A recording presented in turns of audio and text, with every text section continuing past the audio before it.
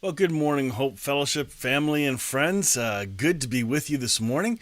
Looking forward to this whole morning. We've got lots coming up. I see a whole bunch of you are saying hello. Thank you for chiming in. If you're watching and if you're comfortable with letting us know where you're watching from, especially if you haven't commented yet, just say where you're watching from, because somebody said good evening. Jamil, where are you watching from? I have no clue because it's got to be somewhere where it's dark. It's like we're just getting up here in Ontario. So it's great. We'd love to hear where you're from. So anyway, that's kind of what the deal is. Let's get into this morning's time. And by the way, this service, this online service, the reason we're doing it is because we are still in this thing called a pandemic. And our province has created restrictions, which does not enable us to meet in person. So we're in our third lockdown, whatever you want to call it. I know that's a trigger word for some people, but oh well. The point of this is we're doing our entire service online. That means there'll be elements of music, kid story, announcements, all that stuff. The stuff that we normally do face to face. We're doing it here as best we can. And man, I think from what I've heard from a lot of people that we're really looking forward to being able to be together in person. So man, oh man, I can hardly wait. All right, let's get into this morning's stuff. Your Sunday to-do list, and I'm done. Coffee. Just kidding. I thought that was funny. All right, birthdays. We got a bunch of birthdays coming up. We've got Jesse. Hey, Jesse, happy birthday, buddy. Yeah, he does some of our music for us. I don't put last names on there just to try and keep it private, except for one person on here. You'll see in a moment. Terry, happy birthday to you this week. Fantastic. And Jared. Hello, Jared. Hopefully you're watching. If you're not watching live, you'll hear about this, but happy birthday to you as well. We have one anniversary. We haven't had a lot of anniversaries yet, but Steve and Diane, happy anniversary. I don't know how many years it is, but if you're watching, do a quick, tell me how many years in the comments. That'd be great. Couple things to pray for. DJ and Jackie praying for the completion of the adoption process for their child, a 10-year-old girl. And I think she came to visit yesterday, I think, but anyway, hoping all goes well there. Pray for Carol. She's having a rough time in long-term care. Newly moved. She went to one home and then switched to another one. So, Carol, if you're watching, we love you. We miss you. I hope that they've set things up for you to be able to watch. But if you are able to watch, yay, we're thrilled. Another thing to pray for, there's a family in Elmira that many folks locally know who this is. The husband, the father, was killed 2 days ago in a tragic accident on the roadway. I think he was biking and was hit from behind by an 18-year-old boy or driver. I don't know what gender it was, but devastating for both. Devastating loss for the family. He's got 3 kids. I think they're older teenagers. He was 48 years old. Just a big deal. A lot of people connected. In fact, the denomination, so to speak, that we're connected to, Vision Ministries, one of the churches here in town, is part of that as well, and that's the church he attended. And so, anyway, just keep them in mind. And I saw one of Jackie's posts that one of her cousins just passed away, and it's a loss for her. So there's a lot of grief going on, a lot of grief due to loss of life, and loss of dreams. So just pray for one another with that. Those are the key things to keep in mind. Financial support. Thank you, everyone, for that. For those that keep supporting each week or monthly or however you do it. Those who give once a year, twice a year, whenever they feel like it. Thank you. Every bit matters. If this is encouraging to you, I welcome you to support this so we can keep doing this and make it go further and further around the world. We're going to do an after church coffee, so please message me on Facebook if you don't have the email link that was sent out this week. But we'd love to have you join in and see each other face to face as best we can for a short after church Zoom call. So that will begin as soon as our live stream ends. I need 2 minutes, then I turn on the Zoom, and then we let everyone in. So I hope you'll join in. That'd be great. Comment and like on Facebook. Let's say hello to see who's watching this morning. We've got John Brendan Kitchener, yay. Charles Norris from Winnipeg. So good to have you here. Charles, Jim Willard down in Windsor, Sharon and Ron, good morning. Debbie and Jerry, great to see you in New Hamburg. Gary here in Elmira. Joan and Rob, good morning. Dan, good morning, Dan and Ellen, and you got this hashtag. He's got another one down here called Good Vibes, yay.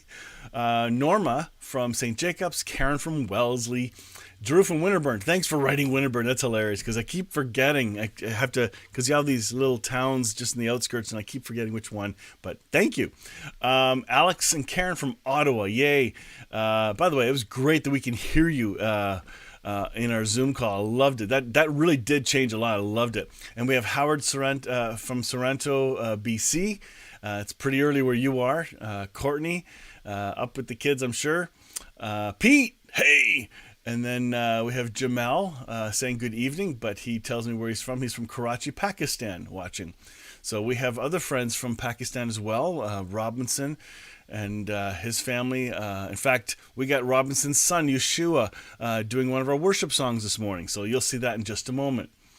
Wayne and Jackie, good morning. And Russ family watching from here in Elmira. Gary Scott, he's moved. He's now in the living room. Okay. That's great. Oh, man. Elizabeth from St. Jacobs. Good morning, Elizabeth. Ken and Francis, good morning. Becky and Wayne, good morning. Saloma, good morning. And Lori, hello. And Rob. Hey, Rob, where are you from? I forget. It's I kind of have it in the tip of my tongue, but I can't figure out where you're from. So, Rob, good morning. Jennifer Shaw, good morning from Waterloo. Diane, hey Diane, we gave you a happy anniversary shout out if you didn't hear it. So how many years married, Diane? Just quickly type it. I like to give you a quick shout out. Oh, Rob's from Kitchener. Okay, now click, got it. Okay, great. Nancy from Waterloo, Terrell from their couch in Elmira, and Janet Barrington from downtown Kitchener area. Yay! So that's fantastic. This is we got a lot of folks watching. This is a lot of fun. All right.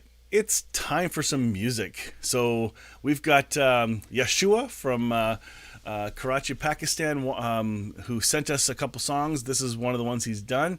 And then we have Jennifer doing Be Thou My Vision, I think a different version of it. And then Russ doing Cornerstone. So let's take some time. I think music plays a major role. Oh, Diane. Diane says 25 years married. Oh, that's so cool. Congratulations, Diane. Yay. I think music plays a really important role. It can almost knock us out of our discomfort place and bring us to a place of stability emotionally, depending on the lyrics, depending on the tone, the vibrations of the song, all that stuff. It really does make a difference. So these next three songs is a reminder of whose world this is that we're living in. We're not of this world, but we're in it. Maybe the second one could be a prayer, and then the third one is almost like a reminder of your sure foundation. Oh, sorry, Rod. I call you Rob, so sorry.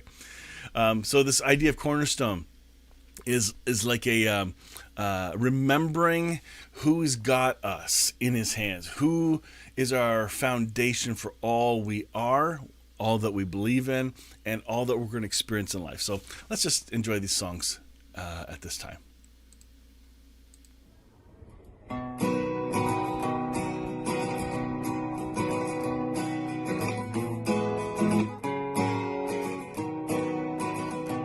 This is my Father's word, and to my listening ears, all nature sings and round me rings music of the Spirit. This is my Father's word. I rest me in my thoughts of rocks and trees, of skies and seas, as the wonders wrought.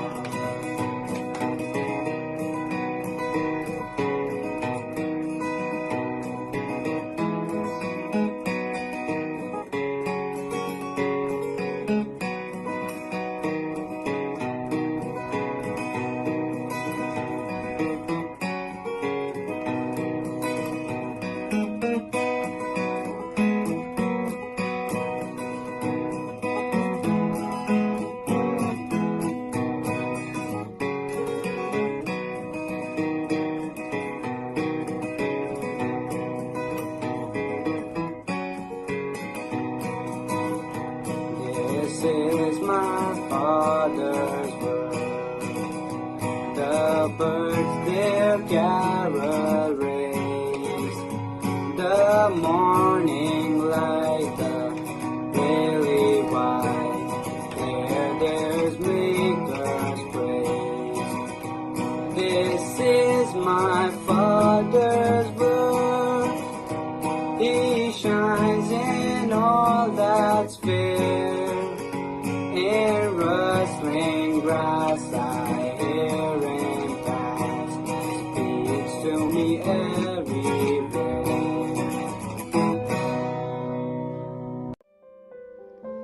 I love when Jesus in the scriptures, He'd open the eyes of the blind and He'd open up minds so that people could understand. And sometimes He'd share stuff that we still couldn't understand. And I often think, oh, I just want Him to open up my eyes so I'd understand.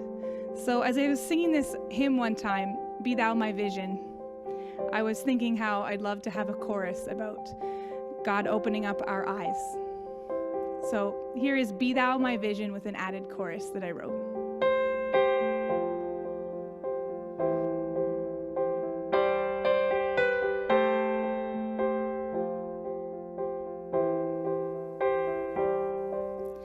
Be thou my vision, O Lord, of my heart, not be all else to me, save that thou art. Thou my best thought by day or by night, waking or sleeping, thy presence my light.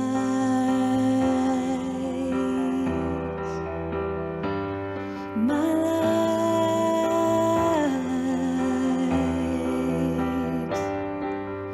Be thou my wisdom and thou my true word. I ever with thee and thou with me, Lord. Thou my great Father and I thy true Son. Thou in me dwelling and I in thee one. We are one. Open my eyes to see, unveil my heart to thee. Spirit of God, awaken me. You are liberty. Come alive to me.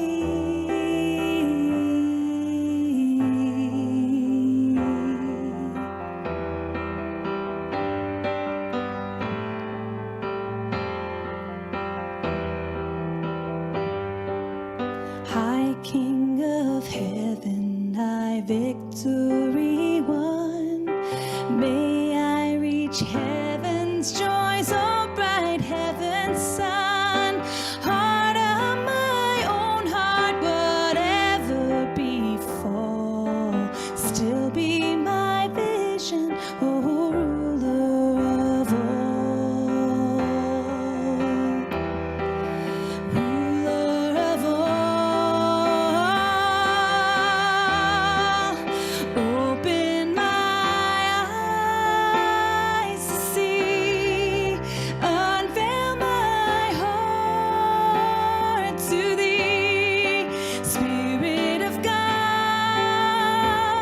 awaken me.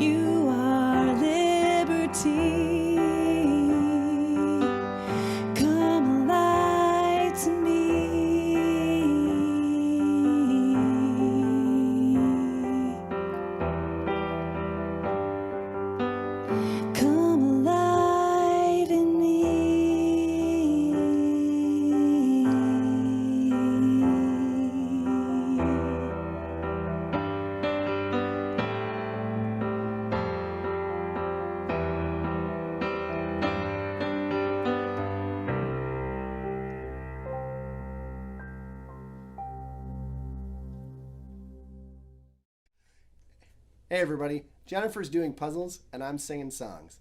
This is Cornerstone by Hillsong.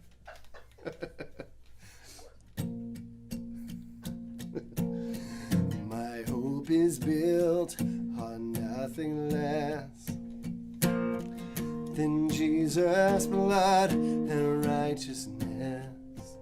I dare not trust the sweetest frame, but wholly trust in Jesus' name. Christ alone, cornerstone, weak made strong, and Savior's love through the storm. He is Lord, Lord of all.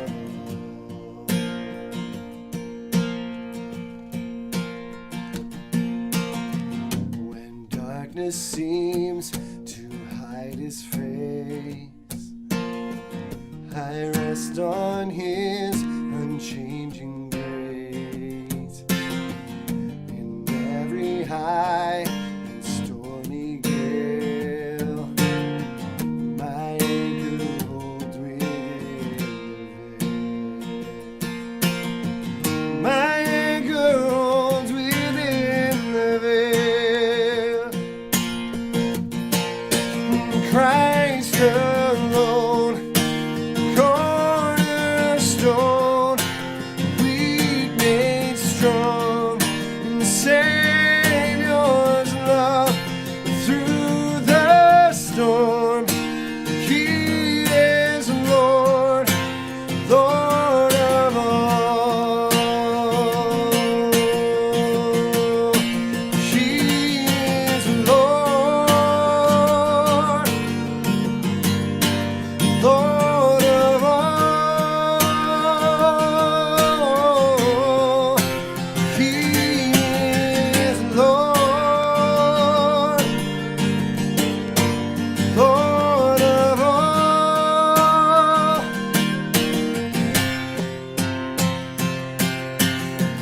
When he shall come with trumpet sound,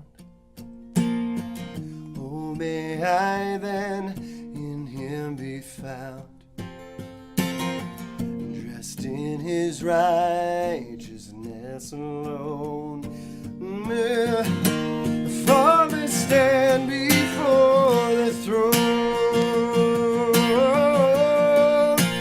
Christ alone, cornerstone, weak made strong, in the Savior's love through the storm.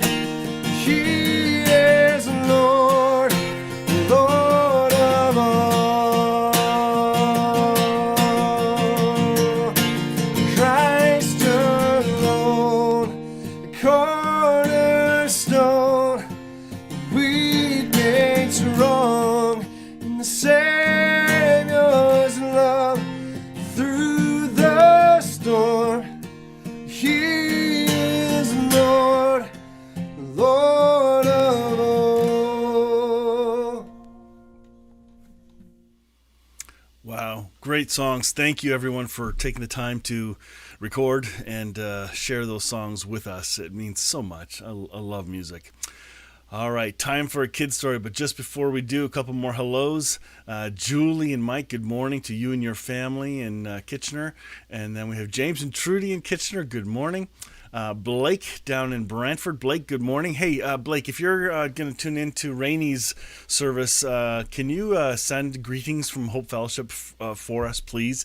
Tell them hello. Rainey is a really amazing guy, and would love to stay connected to him for a long time. He's a great guy. So anyway, if you're going to join them in, let me know, okay? Joy and Mark in Guelph. Good morning. Good to see you guys on. And Saloma, yeah, shout out to the worship team. They, again, amazing. And it's not just one person, it's everybody. There's like the sound technicians, there's the video editing people, Gary.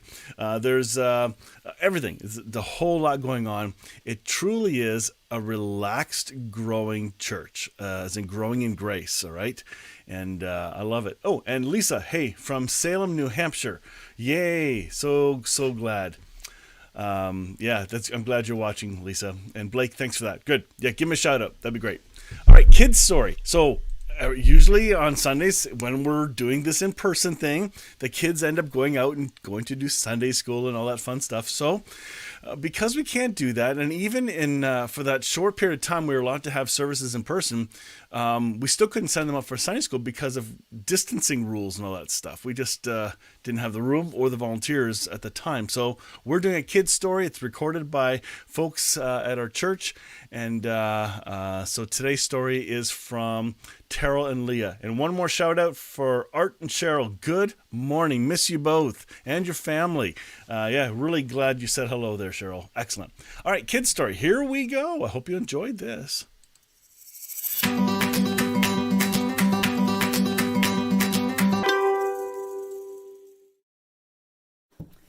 Hey kids, I'm really excited about this morning because today we are reading my favorite story in the entire Bible. In our Bible, which we have is the Children's Storybook Bible, this story is called The Girl No One Wanted. And it stars a young lady named Leah. Let's get going. All right. There were once two sisters. The youngest sister was very beautiful, and her name was Leah. No, it was Rachel. But the older sister wasn't beautiful at all. Some thought her quite ugly, and her name was Leah. Oh, how rude. I love it. Rachel was the kind of girl who always gets invited to parties and chosen for the team. Everyone loved her, and poor Leah, no one hardly even noticed her. So one day their cousin Jacob came to stay. He was one of Isaac's sons, and he was on the run. Jacob had stolen and cheated and made some enemies, including his own brother, and now he was hiding. The funny thing is, Jacob, of all people, was the one God gave the special promise to. The same promise he had given his grandfather Abraham. Remember, God said, "I will rescue the world through your family, Abraham." But then God chooses people we least expect, as we'll see. Jacob stayed a long time working for his uncle Laban. One day, Laban said, "Jacob, I've finally decided to pay you for your work. What do you want?" A sudden thought struck him. How about one of my daughters? You mean he didn't even pay him? And then all of a sudden he's going to pay him in girls? In daughters? What a weird Okay, chick. that is just weird.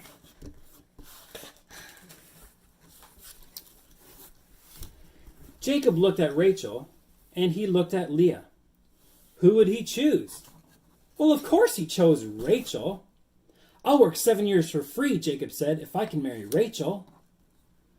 So Jacob worked 7 years, and at last his wedding day arrived. But that night, Laban played a nasty trick on Jacob. Instead of sending Rachel to marry Jacob, he sent Leah.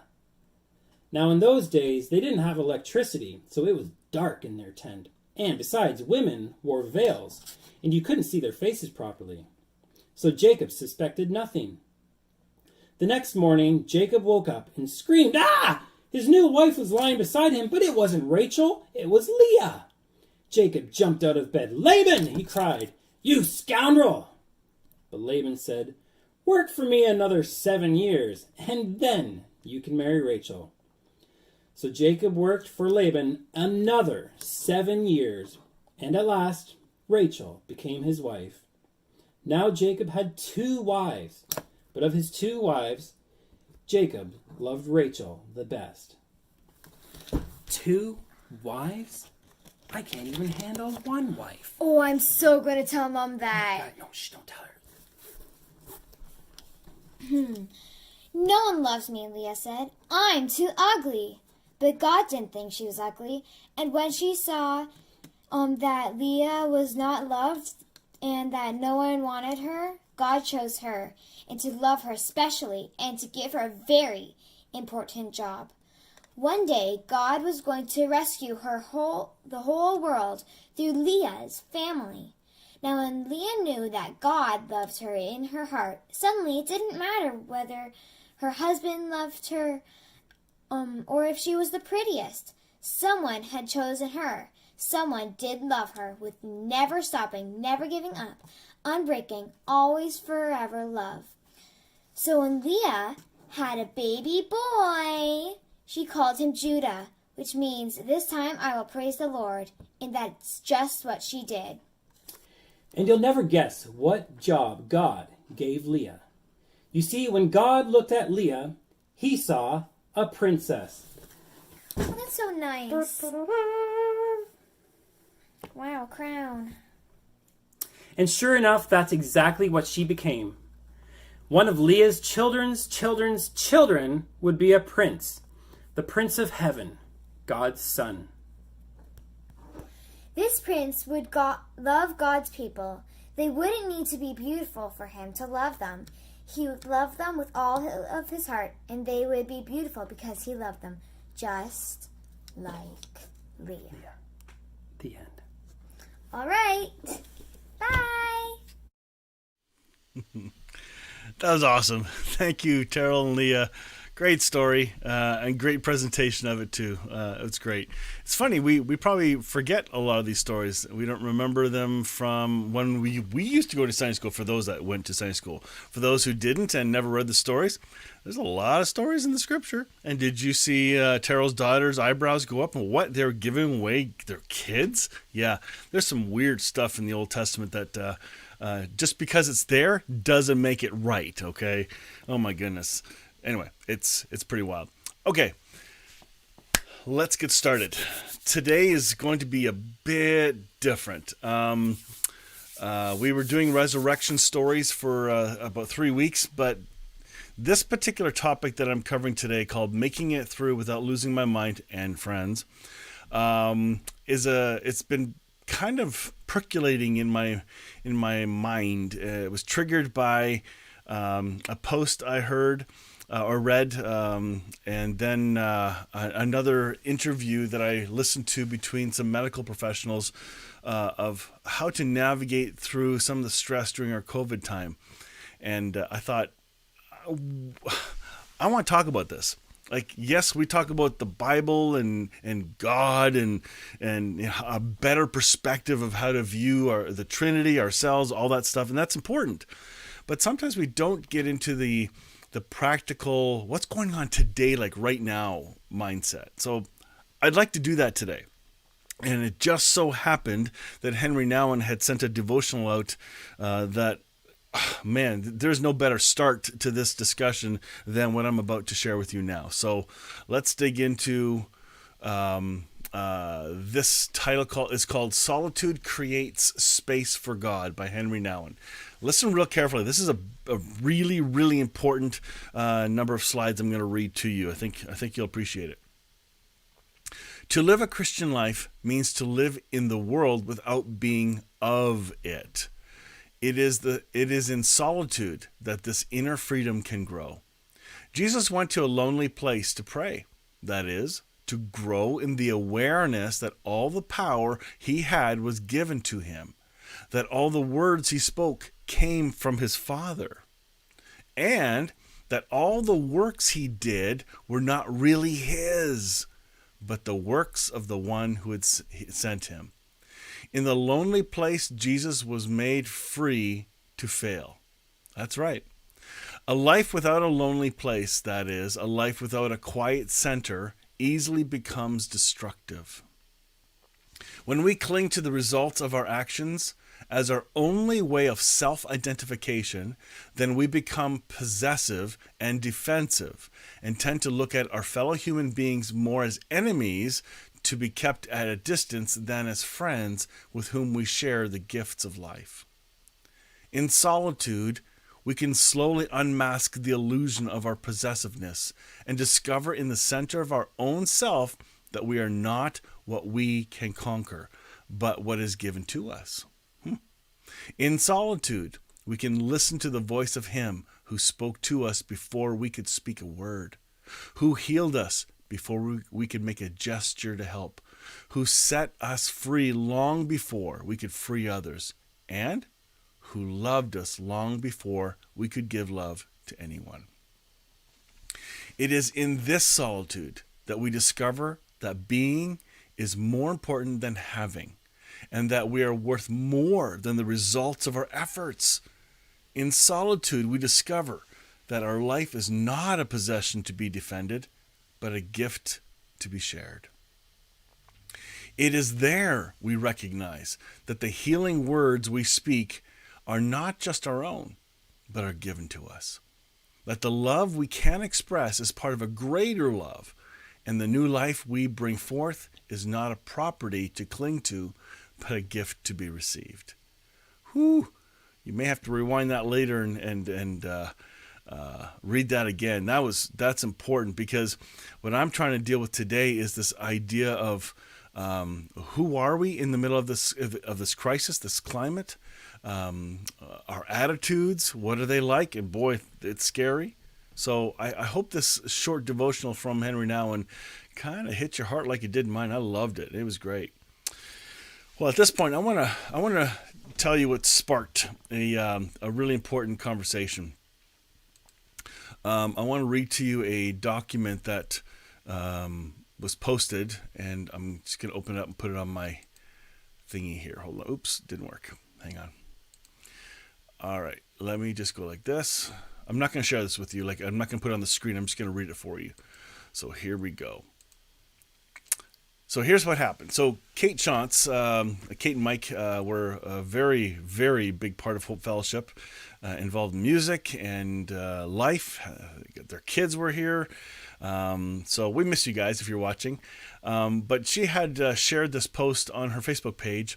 And so I read it, and I think, my wife Lori, she found it and said, "Hey, Mike, you got to read that." I had seen it, but I never read it. And then when Lori told me to go read it just in case, I went, oh my goodness, this was really, really good. So I'd like to read it in an edited format. Now, keep in mind, the person who wrote this, they have zero connection to do with the church. This has nothing to do with faith or religion, and yet it's about being human. So it's a restaurant owner. That's who wrote this. So he's writing in response to stuff that he's seeing. It'll make sense as I read it to you. So this is the edited version of it. Some are mad at those for staying quiet, and some are expecting more fight and shouting us for everyone to be louder. Here's the issue. Being loud and being constructive are two different things. And you know what? Some of us are being way too loud right now. COVID is real. If you think COVID's a hoax, I cannot help you. However, I do think the government has failed in many aspects. Yes, but do I think I could have done a better job? Could you? Knowing that we know what we know now, we could all have done knowing what we know now, we could all have done a perfect job. And with hindsight as our main source of information, yes, we should have done things differently. But that's not the way it is. But do you know what I hate the most? Do you know what keeps me up at night more than the lockdowns, more than any of it? I hate the fact that we cannot be kind to each other anymore. I hate the fact that there are two different sides to how COVID affects us, and we can't listen to each other. Between masks, vaccines, the economy, healthcare, Doug Ford, etc., we have forgotten that we are supposed to be together as one team. My wife disagrees with me all the time. It doesn't mean I do not respect her. In fact, I respect her more because she believes in something, even if I don't agree. Her and I are still a team. Here's the thing. All of us are a team too. We are all on the same team, but what we have forgotten to do is do this dance called life together. Imagine if we could accomplish what we could accomplish if we all worked together. We are dancing to different beats, and as a big family all trying to accomplish the same thing, we are failing. I can honestly say, I have never met so many rude, condescending, horrible people as I have since COVID started.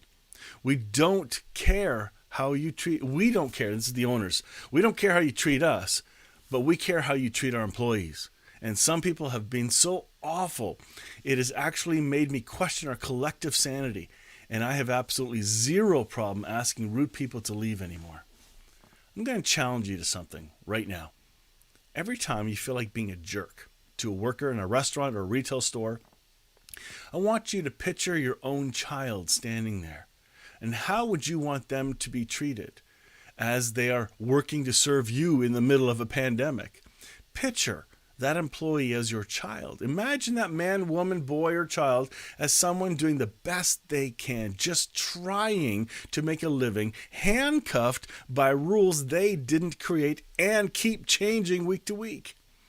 Imagine how hard you fight for your kids and try to make them happy, healthy, and comfortable. Imagine how they would feel when they go home and they have to think about how they were treated and have to deal with the shame that comes with that. Would you want that for your kids? He writes, I'm so friggin' proud of my employees and how they have handled this past year. It makes me tear up sometimes. And I know Will is too. It's the other employee, the owner. I'm not going to get into my views on politics. It isn't important right now. This pandemic, aside from all the bull you read online, is almost over. But what will be left when we are through this? Will we still be arguing about whether masks work? Will anti-vaxxers and pro-vaccine people be able to put their differences aside? I could care less what you believe, but I want you on my team when this is over. I want you to want to be on my team too. Let's start dancing together again. We can do this. But if we don't start now, then when? This is our chance to our chance to start over together. Love to all. And this is from the Stillwater's Plate and Pour restaurant in Paris, Ontario. Hoo-wee! That one really got me going because they expressed very well, very effectively, the frustration that many of us have. I think the messaging is very difficult, and we're having a hard time communicating with one another. Another group of doctors and health professionals that I listened to spoke about the importance of, because somebody asked them, what do we do with conspiracy theory people? And the key word here was, don't lose your family members through this because of that. Find a way to not make a fight over some of the differences. Find a way through. Find your own peace and patience. And that was good news. That was good advice. So today, what I would like to do is kind of walk through some things. We are trying to navigate relationships at home and at work from the place of what it was like pre-pandemic. If you don't know this, you're going to keep butting your head against the wall. You're expecting people to act and respond the exact same way as pre-pandemic times. It's just not the case. So what I'd like to do is frame two pictures for you. One, to remind you of what it was like pre-pandemic. You may not even be aware of it because we're not consciously aware of a lot of things. So I'm going to rip through this. It's going to be really fast. I might even throw a Bible verse in there. I'm hoping to at the end. There's a lot I've got to cover quickly, but I think it's important. I think it's important that we pause, hit the pause button, and ponder some deeper things. And I hope this list will really create an understanding in all of us for one another and to one another and for ourselves. So here we go. The pre-pandemic sort of normal life. Ha ha ha. Well, one of the first things is we knew the routines of the day and the month. We never thought much about them. We knew we went to work, school, whatever. The sports, blah, blah, blah. As the seasons changed, we knew what was going on. That was pre-pandemic. We assumed how people would respond to us at any given moment. We say, hey, how you doing? We go over, shake hands, all that stuff. No problem. We had shortcut phrases that everyone responded to. Communication was simpler. And I'll explain the difference later in the next set of what has changed. There were many things we agreed on. The disagreements were already clear. No energy was spent on those topics. So there was a lot more relational understanding of what we what we believed and agreed, whether it's theological, political, whatever. We knew the boundaries of each person, our friends groups. That changed. Future plans were more predictable. We could plan for next week, next month, next year. We really could. It was easy. It just was not an added stress. Unresolved issues were loosely controlled, and we will deal with it later, whispers into the back of your mind. So I'm talking about relational stress. Things were not worked out, personal problems, that kind of thing. Financial stress in the economy was not as much of a threat. It was still navigatable, and we weren't sure. But pre-pandemic, we did not see it coming as what happened next. We only heard from political leaders occasionally, and I'll explain why that is a big deal of adding to our stress. So now in the pandemic, what are the contributing factors to the stress and anxiety and emotional exhaustion we are facing or experiencing? And I want to now compare with what we just read. I want to show you why we are wrestling with so much stress. And I think you're going to start to see a pattern, and hopefully you may find your own flaws in this, as in where you may, your blind side, you're out of the mirror where you can't see the other car coming. If you can see one or two in this list, and may it then bring you more patience for someone else, then this whole message is worth it. Every bit of time preparing for it and sharing it with you.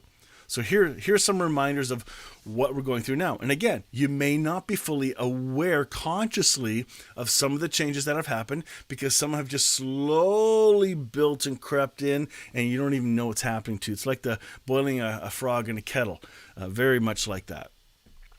Not that I do that. Okay, number one, we have never experienced a world pandemic like this before, as in you and I, the living. All right.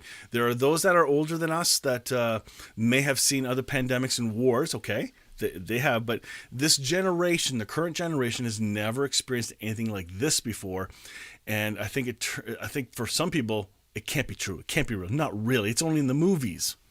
All right.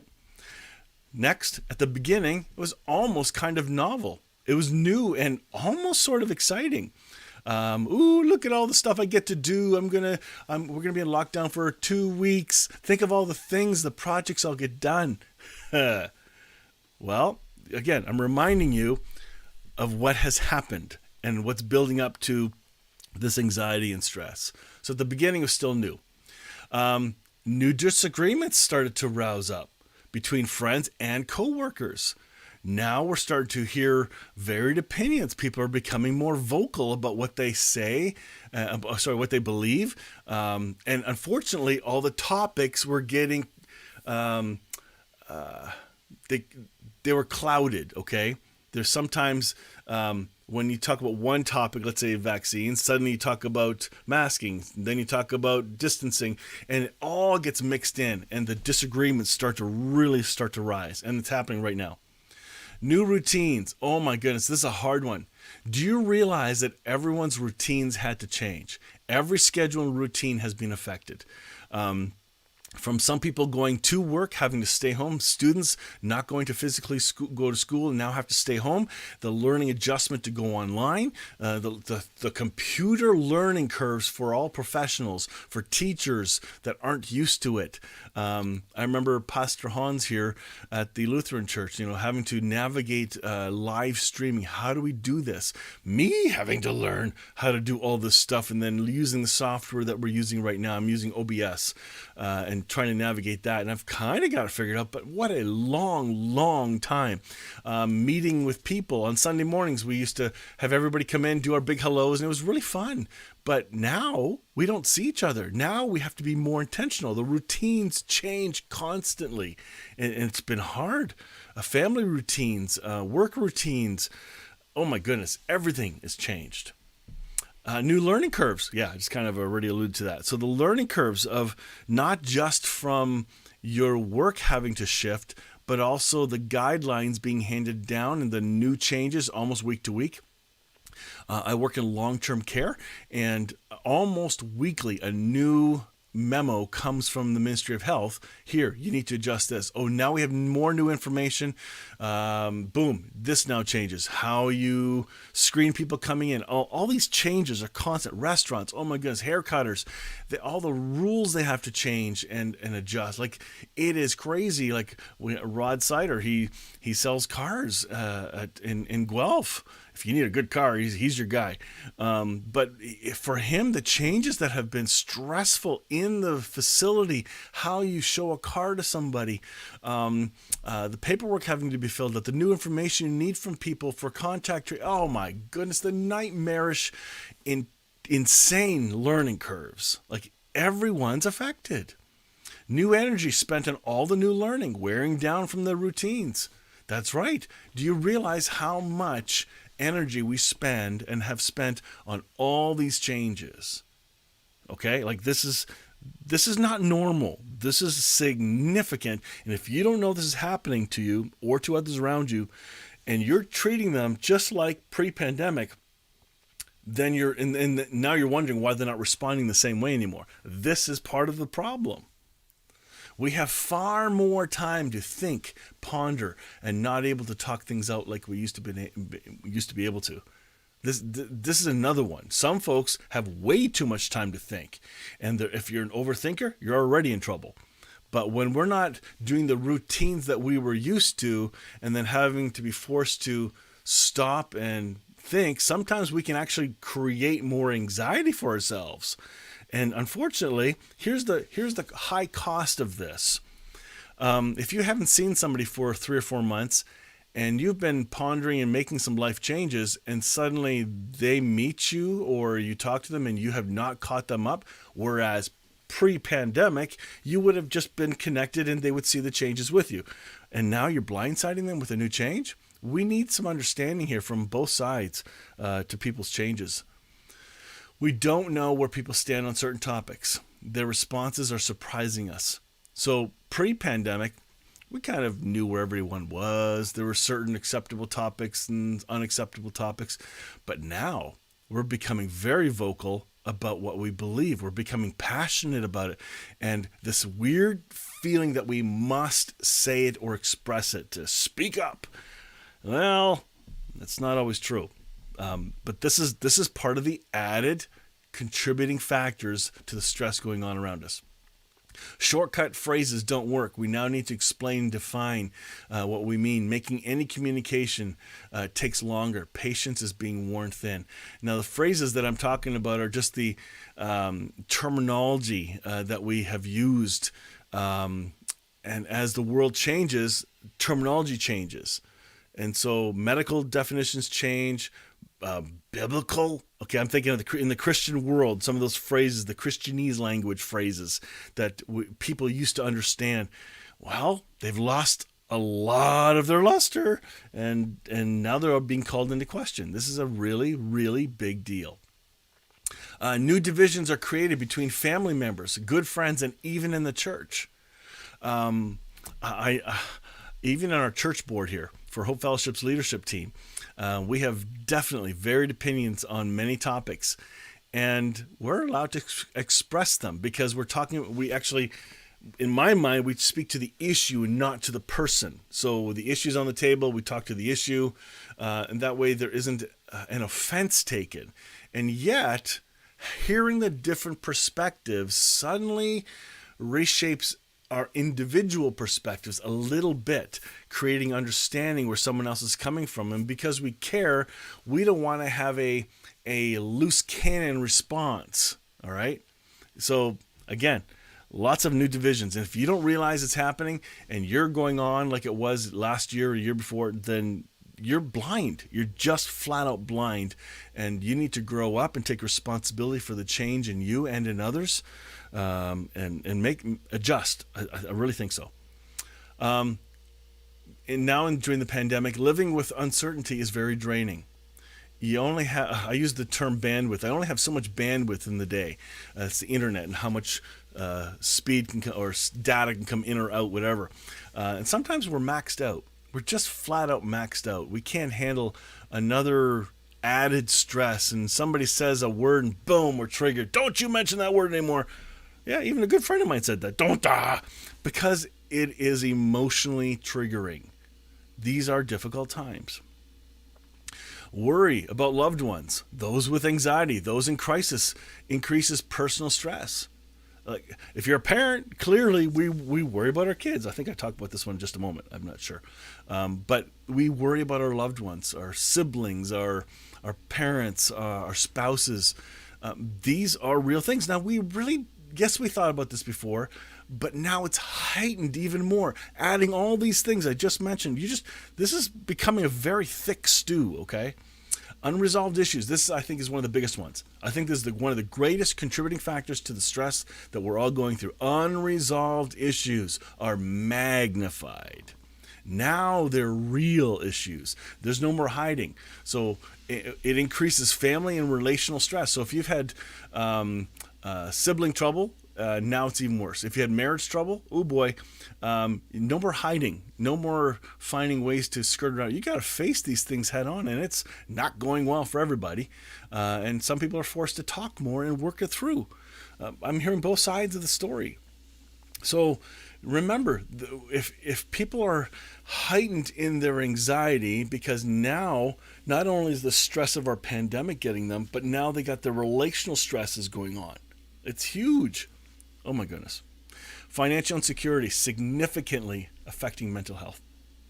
This is a hard one. I know financial difficulty is difficult at any time, pre or post or middle of pandemic, but the pandemic has created, adding all these things I'm covering now, you now throw on even more difficulty. Again, you only have so much bandwidth, and you don't want to lose it. That's why I want to make it through here without losing my mind. And that's why I want to address all this. Parents are trying to protect their families from unnecessary stress, but here it is. The kids feel it anyway. Kids feel your vibration. They know when mom and dad are mad at each other or in tension. They feel it. You can't hide it. So there's more work now of trying to bring peace to our kids. Politicians. Here it is. This is important. You may not realize you got hit with this. Listen to this. This when I thought of this one, I went, oh my goodness, this is a very big contributing factor. So now, once the pandemic began, the politicians spoke daily, fueling the pattern of listening to and watching news much more than we ever have. At the beginning, there was something new all the time. Oh, I don't want to miss what's coming new. Oh, we pause everything we're doing. Every routine is paused. Or we watch it later because it's recorded, and we're just sucked into info. It's exhausting. We didn't do that pre-pandemic. If it was important, we'd hear about it, but now we've been programmed through the pandemic, and not only, okay, here it is. You even have the provincial, and then you have the federal, and then your different locations, the cities, the health, all these departments all want airtime. It's exhausting.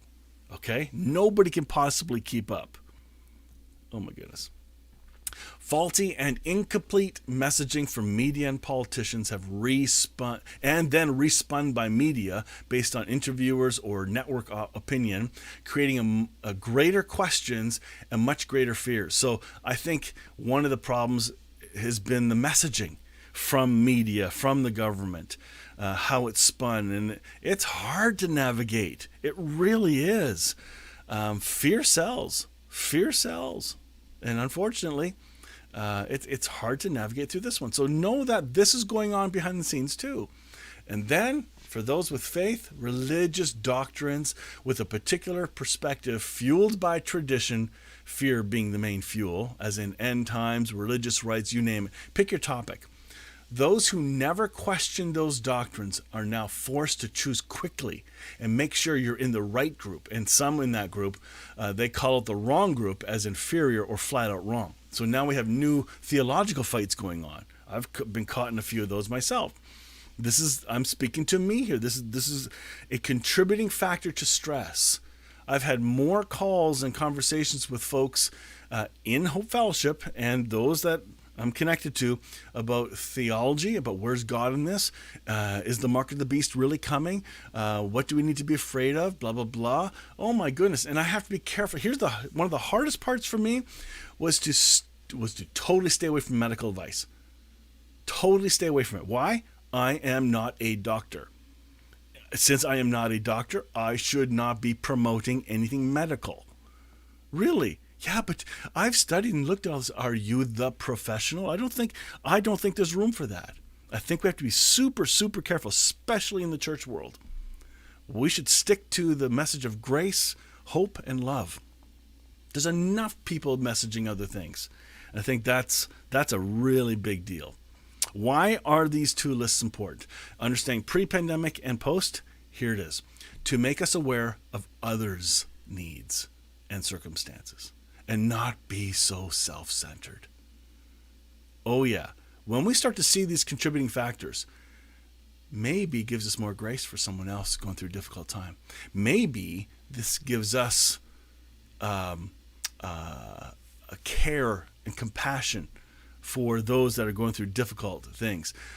This is to promote compassion for ourselves and others. Sometimes we can have compassion for others, but we don't give ourselves compassion because we're carrying all the stress. Well, maybe you can release some of that. Maybe you're carrying too much, most likely. And to promote introspection that can lead to repentance and restored relationships. If we can see these lists for what they are not who we are. They are not part of our true spiritual identity. Okay? They are contributing factors of this world, the world we live in.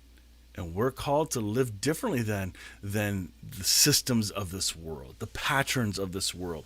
We've had new patterns instilled on us, and we can find hope in it. I hope that it's like this little doohickey thingy. Our thinking needs a tune-up. But this little box here that I'm showing you, this is a tool that mechanics use. They plug it into the bottom of the car, like under the dash, and it can read all the faults and programs and problems. It can tell you if something's going to be going, if a sensor's down, blah, blah, blah. Well, here's the deal. We go to dentists for checkups, and they're able to clean in areas we can't reach. We go to the doctor for checkups to address areas of health we are not aware of. We go to the mechanic to make sure our car is reliable and addresses problems we're not aware of. The same principles apply for our mind. Counselors, psychologists, psychotherapists, social workers, etc. They are critically important. There's great value in this, and I'm not going to have time to get to my advice list today. But sound wisdom is also found throughout the scriptures to help guide us so that we are focused on those things we have been designed to focus on. Do you know that? You've been designed to focus on a certain thing because it's good for your body. It's like putting gasoline in a car. If you put diesel in, you're in deep trouble. If you put milk in it, you're in even more trouble. You put water in your gas tank, you're in trouble. It's designed to run on gasoline. And listen, we have been created a certain way. And God has designed us to think a certain way and to act a certain way for our benefit. And there's great benefits to it. Living within you is the Christ who floods you with the expectation of glory. This mystery of Christ embedded within us becomes a heavenly treasure chest of hope filled with the riches of glory for his people, and God wants everyone to know it. This to me is the most foundational hope we can have, finding hope in this trouble, that Christ is in us. We are not alone regardless of all the contributing factors. The contributing factors do not define our identity. And now we need to look for ways to pursue better responses, better thinking. I'm going to end with this verse from Philippians 4:4-7. Be cheerful and joyous celebration in every season of life. Let joy overflow, for you are united with the Anointed One. Let gentleness be seen in some relationships. Oh, no, it says all. Every relationship, for our Lord is ever near. Don't be pulled in different directions or worried about a thing. Be saturated in prayer throughout each day, offering your faith-filled requests before God with overflowing gratitude. Tell him every detail of your life. Then God's wonderful peace that transcends human understanding will make the answers known to you through Jesus Christ. So keep your thoughts continually fixed on all that is authentic and real, honorable and admirable. beautiful and respectful, pure and holy, merciful and kind, and fasten your thoughts on every glorious work of God, praising him always. Follow the example of all that we have imparted to you, and the God of peace will be with you in all things. When you focus on problems, you'll have more problems. When you focus on possibilities, you'll have more opportunities. What you focus on is what you will see. Really important truth. So much of our happiness depends on how we choose to look at the world or our circumstances. Absolutely true. Really important picture. That's it for today, folks. Part 2, we're going to come back and revisit that Philippians text next week. And we're going to use that as a launching pad for what we're going to cover next week. So next week we're going to do part 2. It's only a 2-part series because Mother's Day is coming up. And anyway, I hope that this will be encouraging. I hope this morning was encouraging. I know there wasn't a lot of spiritual advice and pulling apart scriptures and looking, but these are the things we as humans, made in the image of Christ, are facing and dealing with. And we're not alone. All of us are walking through the same storm. Some are in different kind of vehicles or in whatever, or different houses, some small, some big, some in tents. Some have no home. This is not easy. But if what I've just shared with you would expand your mind to become more compassionate to one another, to be more compassionate with yourself, to give yourself a break, to reduce your expectations so you're not living this life that you cannot meet those expectations. Seriously, this is where we're called to focus on Christ. And that's why I ended with that really incredible verse. Let me pray for you. Heavenly Father, this morning I pray for all those listening and watching, that you will be their peace in this storm. That when the waves come crashing in, you are the one who holds us tight. You are our cornerstone. This is your world. So we pray, Lord, that you'll just draw us closer to you in our thinking and in our experiences. I pray this in Jesus' name. Amen. All right. Thank you for taking time to join me today, and we'll look forward to seeing you next week. I'm looking forward to also doing our after-church Zoom call. Those that would like to continue supporting what we do, yay, thank you. There's the link, email, or go to the website, and you can make a donation there. But in about 2 minutes, we'll turn on the Zoom chat and message me on Facebook Messenger if it makes any difference, or if you want to join the Zoom link. That's it. Have a really great day. We'll catch you next time. Thanks for watching.